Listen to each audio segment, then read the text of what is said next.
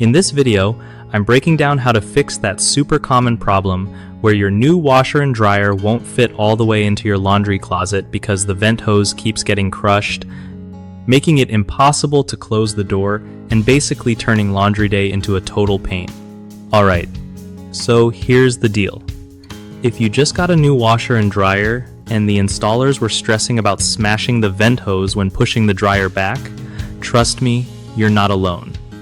I had the exact same setup, and honestly, switching to a shorter, two-piece magnetic connection like a MagVent was a game changer for me.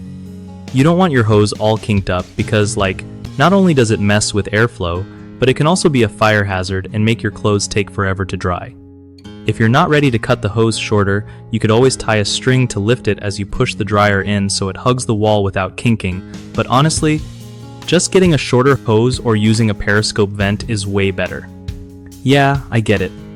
It's kind of a pain to install since you have to practically hang over your dryer or squeeze into that tiny space, but it's 100% worth it if you ever want to shut your closet door. When you're cutting the hose, do yourself a favor and grab some foil HVAC tape because it's way easier than fighting with those old school clamps. And if you ever notice your clothes aren't drying in one cycle, don't forget that your vent might need cleaning too. Clogged vents are like the silent killer of dryer efficiency.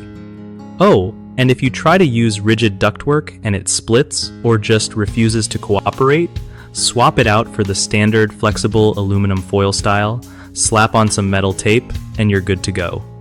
One of the biggest mistakes people make is shoving their dryer back without checking if the vent hose is kinked, which totally restricts airflow and kills both efficiency and safety. Just double check that hose every single time. Another super common problem is using cheap or rigid ductwork that splits when you try to move the dryer back. Just switch to a high-quality, flexible aluminum vent or a magnetic connection for a much easier install. And probably the sneakiest issue is letting lint build up in your vent, which makes your dryer work way harder than it needs to. Just make it a habit to clean out your vent regularly or call in a pro if you're not up for squeezing behind there.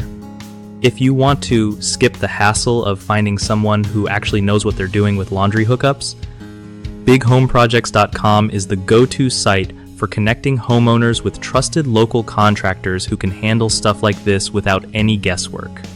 Plus, if you're a contractor looking for more work, it's an awesome place to get noticed by folks in your area who need your skills.